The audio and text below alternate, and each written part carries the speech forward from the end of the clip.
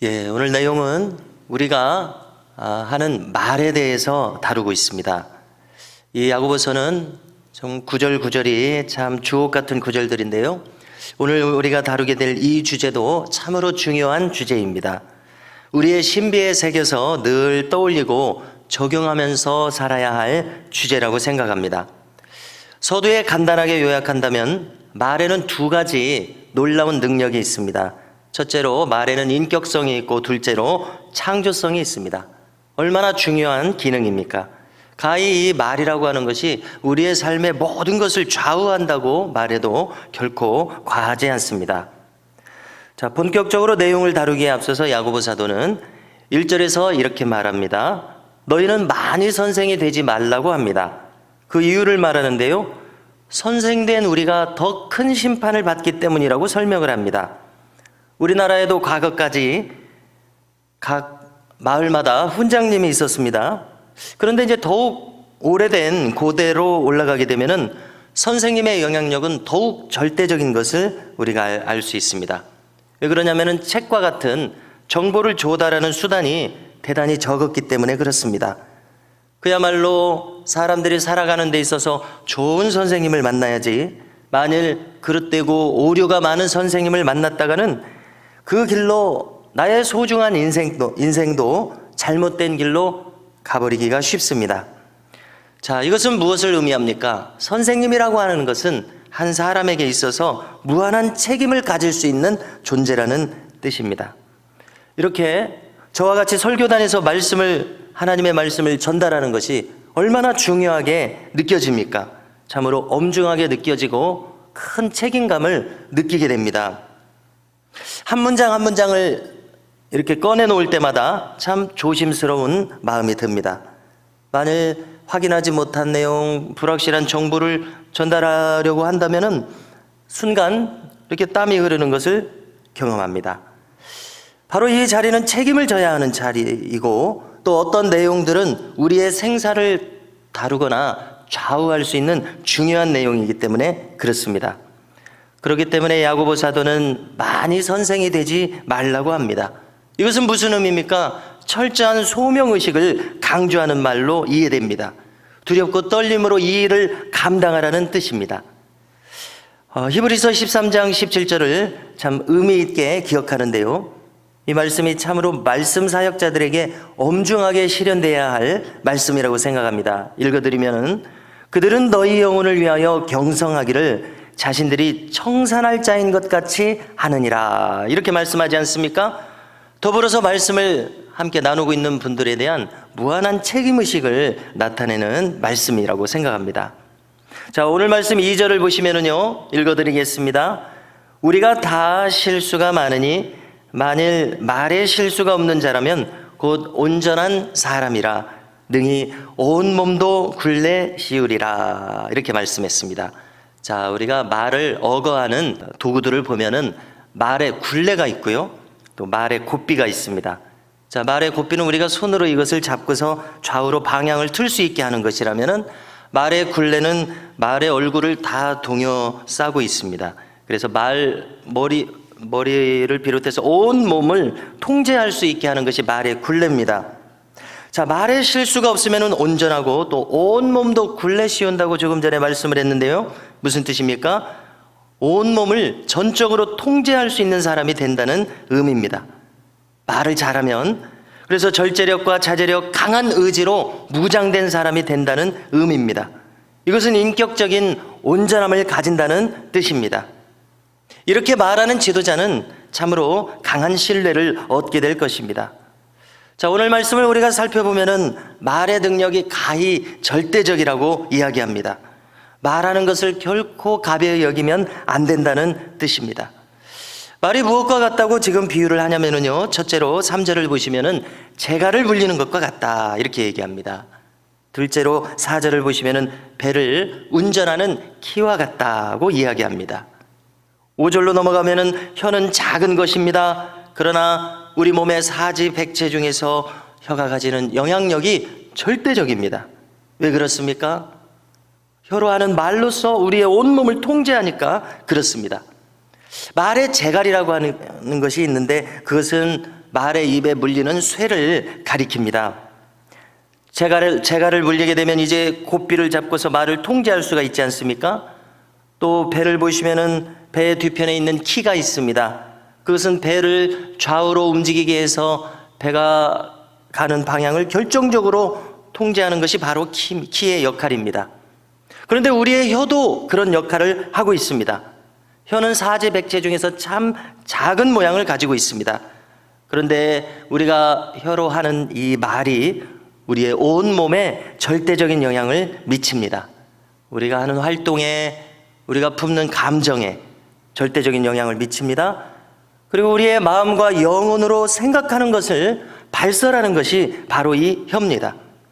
그러므로 우리는 무엇을 알 수 있습니까? 혀로 말하는 바로 그것이 바로 나 자신이라고 하는 것을 알게 됩니다. 이것이 바로 말이 가지고 있는 인격성입니다. 다시 말해서 말은 곧 나 자신을 나타내고 있습니다. 자, 별로 좋은 예는 아니지만 제가 이 신학교 때 깜짝 놀랐던 경험인데요. 자, 어떤 사람은 자기가 하는 말끝마다 짜증난다는 말을 입에 붙이는데요, 그냥 귀엽게 받아들일 수 있는 말이 아니라 실제로 그의 정서도 짜증을 이렇게 발산하는 그런 것을 경험했습니다. 표정과 감정과 행동도 짜증스럽게 합니다. 그래서 어떻게 이런 인물이 신학교에 왔나 이런 생각도 한번 해봤습니다. 그리고 또 어떤 사람은 실제로 욕설을 입에 달고 사는 사람도 있었습니다. 그래서 어떻게 신학교에 왔나 이런 생각도 해봤는데요, 별로 말하고 싶지는 않은 내용인데 적당한 예가 없어서 이렇게 거론을 했습니다. 여러분, 말이라고 하는 것은 그 사람의 인격입니다. 그 사람이 하는 말이 곧 그 사람 자신입니다. 여러분, 이 사실은 우리로 하여금 우리의 옷깃을 여미게 합니다. 스스로를 돌아보게 하고 또 근신하고자 하는 마음을 갖게 합니다. 우리가 삼가고자 하는 마음을 갖게 합니다. 꼭 우리에게 필요한 성찰이라고 생각합니다. 그래서 우리는 우리의 입술에 천국의 언어를 담아야 되겠다는 결심을 하게 됩니다. 우리 모두가 우리의 입술에 천국의 분위기를 담을 수 있기를 바랍니다.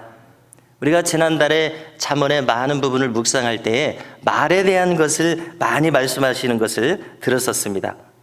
하나님께서 복되시게 하실 것이라는 이 소망의 말을 우리의 입에 담아야 되겠고요, 또 타인을 세워주는 생명의 말을 담고, 또 자신의 존재감을 높일 수 있는 긍정의 말을 담고, 또 고래도 춤추게 한다는 칭찬의 말을 해서 타인을 격려하고 세워줄 수 있고, 이렇게 천국의 분위기를 품는 말을 담는 것이 우리에게 참 필요하고 꼭 우리가 이런 말을 하면서 살아야 되겠다는 생각을 하게 됩니다. 자, 그런데 오늘 말씀 5절을 보십시오. 말이 이렇게 천국의 능력을 담을 수 있는 것과는 정반대로 말의 부정적인 면을 말씀해 주십니다. 말이 행할 수 있는 이 어두운 방향의 능력도 얼마나 강력한 영향력을 끼치는지 우리는 심각하게 오늘 말씀을 통해서 인식할 수 있기를 바랍니다. 뭐라고 말씀합니까? 보라, 얼마나 작은 불이 얼마나 많은 나무를 태우는가. 그렇습니다. 만일 산불이 일어난다고 할 때에, 어떤 집이 송두리째 불타버린다고 할 때에 그 시작은 작은 불로 시작할 것입니다. 그렇지만은 온 집과 온 산을 태워버릴 수 있는 그런 엄청난 악영향을 가지고 있습니다. 사람이 하는 말이 그런 능력을 가지고 있다고 야고보 사도는 지금 말하고 있습니다. 그야말로 사람이 하는 말이 지옥불을 꺼내서 가지고 올 수 있다는 것을 우리는 깊이 인식해야 되겠습니다. 이것은 참으로 얼마나 무서운 일입니까? 나의 말이 지옥불을 끌어오지 않도록 우리는 조심해야 되겠다는 생각을 하게 됩니다. 여러분, 말이 천국의 능력을 가져올 수도 있고 내가 하는 말이 지옥문을 열 수 있다는 이 사실 앞에서 우리가 얼마나 경성하고 깨어 있어야 하겠는지를 다시금 생각하게 됩니다. 왜 그렇게 사도 베드로가 이런 말을 했는데요, 근신하라, 깨어라, 너희 대적 마귀가 우는 사자같이 두루다니며 삼킬 자를 찾나니, 이렇게 말씀하지 않았습니까? 베드로전서 5장 8절인데요 우리는 우리가 행하는 말을 통해서 결코 마귀에게 삼켜져서 지옥불을 일으키는 도구로 우리가 사용되지 않도록 깨어 있어야 될 줄로 믿습니다. 오늘 말씀 6절을 보니까 혀는 곧 불이요, 이렇게 이야기합니다. 불과 같다 이렇게도 이야기하지 않고 혀가 곧 불이라 이렇게 얘기합니다. 불의의 세계라. 혀는 우리 지체 중에서 온몸을 더럽히고 삶의 수레바퀴를 불사르나니 그 사르는 것이 지옥불에서 나느니라 이렇게 말씀합니다. 우리 혀가 가지고 있는 이 부정적인 방향의 악영향을 이렇게 설명하고 있습니다. 혀가 불이라고 했습니다. 악한 말을 품음으로써 온몸을 더럽힌다고 합니다. 삶의 수레바퀴를 불사른다고 합니다. 영어 성경을 보니까 Cycle of Life 이렇게 되어 있습니다. 삶의 수레바퀴란 그럼 무슨 뜻입니까? 인생의 모든 사이클, 과정을 가리킴을 알게 됩니다. 그 사람의 인생의 모든 과정을 다 불살라버린다는 겁니다. 말 한마디로 망할 수 있는 것이 바로 인간입니다. 말 한마디 잘못해서 파멸할 수 있습니다. 그 사르는 것이 지옥불에서 온다고 이야기합니다. 오늘 이 엄중하고 소중한 말씀을 우리의 신비에 새길 수 있기를 바랍니다. 야고보 사도는 자신의 인격을 담아서 우리에게 지금 간곡하게 권면하고 있는데요, 7절과 8절을 보시게 되면 사람이 모든 삼라만상을 다스려 왔지만은 혀를 다스리는 사람은 없다고 이야기합니다. 여러분, 우리의 혀는 창조적인 능력을 가지고 있는데요, 하나님께서 우리가 창세기 앞부분에 보시면은 태초에 뭐라고 하십니까? 빛이 있으라 말씀하시니까 이 빛이, 이 말씀이 창조적인 능력이 있어서 실제로 빛이 존재하게 되었습니다. 그러나 하나님만이 아니시라는 것을 우리는 알아야 됩니다. 우리도 하나님의 형상으로 지음을 받았기 때문에 우리가 하는 말도 창조적인 능력이 있더라는 겁니다. 얼마나 놀랍습니까? 그러므로 우리는 사랑하는 가족들에게 창조적으로 그를 세울 수 있는 말을 할 수 있기를 바랍니다. 우리가 서로 배우자를 격려하고 자녀들을 격려하는 말을 핀잔하거나 또 여러 가지 잘못을 지적하는 말보다 더 많이 할 수 있었으면 얼마나 좋겠습니까? 야고보 사도는 지금 실질적인 말을 우리에게 주고 있습니다. 어떻게 한 입으로 하나님을 찬송하고 또 그 같은 똑같은 입으로 주의 형상을 가진 사람을 저주하겠느냐고 이야기합니다. 한마디로 한 입으로 우리가 천국을 품으면서 동시에 지옥을 품을 수는 없다고 이야기합니다. 똑같은 샘물이 한 구멍에서 단물과 쓴물을 동시에 낼 수가 있겠느냐고 이야기하고 있습니다. 성도 여러분, 좋은 나무라야 좋은 열매를 맺겠다고 우리 주님도 말씀하시지 않았습니까? 저는 특별히 마태복음 12장 35절을 기억하기를 좋아하는데요, 우리 모두가 이 말씀을 품고 있었으면 좋겠습니다. 읽어드리면은요, 선한 사람은 그 쌓은 선에서 선한 것을 내고 악한 사람은 그 쌓은 악에서 악한 것을 낸다고 말씀합니다. 그러므로 우리가 선한 것을 늘 품고 선한 말을 늘 마음속에 간직하고 있다가 이야기할 수 있는 은혜가 우리 가운데 있었으면 좋겠습니다. 성도 여러분, 오늘 야고보 사도의 간곡한 권면을 받아들여서 우리의 입술을 가지고 천국의 능력과 빛을 드러내고 천국을 창조하면서 살아갈 수 있는 우리 모두가 되시기를 주님의 이름으로 축원합니다.